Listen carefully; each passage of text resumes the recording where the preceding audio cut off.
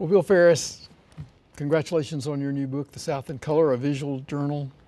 I'm looking forward to talking to you about your book on North Carolina Bookwatch. Tell us in a word or two about this book and why you put it together.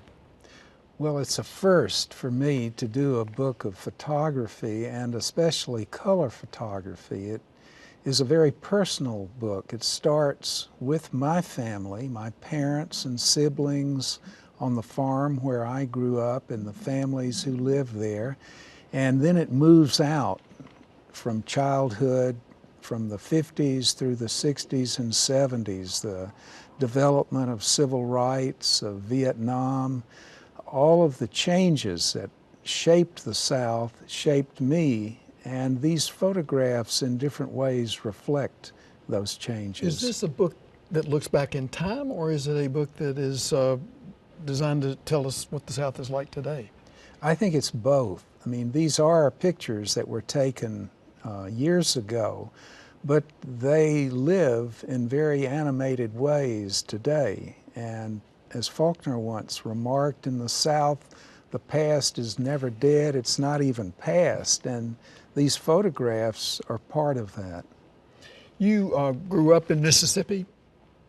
These are shots from Mississippi. You now live in North Carolina. You see eastern North Carolina, you see farmland. Do you feel an identity, or is North Carolina completely different from where you grew up? There's a deep identity. My wife and I were traveling through eastern North Carolina several days ago, and I always remark, this reminds me so much of Mississippi, the homes, the fields.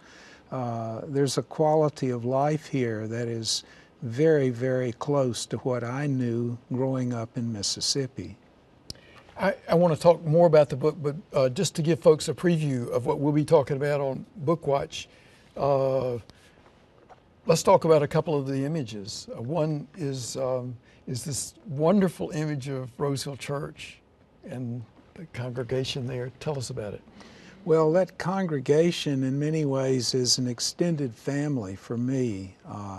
The elders among them were people whom I knew and looked up to. The children were my age, and we grew up together.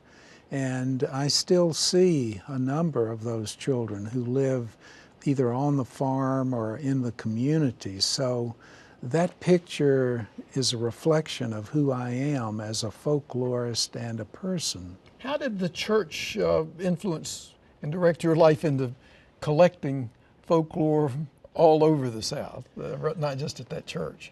Well, when I was about 5, a lady named Mary Gordon would take me to that church, and I learned the hymns, and as I grew older, I realized that there were no hymnals in the church, and when the families were no longer there, the music would disappear.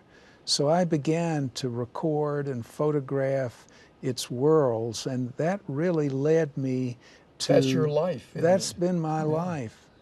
From that work, I began to photograph more broadly blues and storytellers. And your collections of your recordings of music, you're a collector of folklore of all types.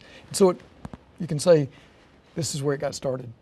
And this is where it ends in North Carolina, because those collections, all 2 tons of them, are in the Southern Folklife collection at the University of North Carolina, and the work I do is possible because of the magnificent support that the librarians give me.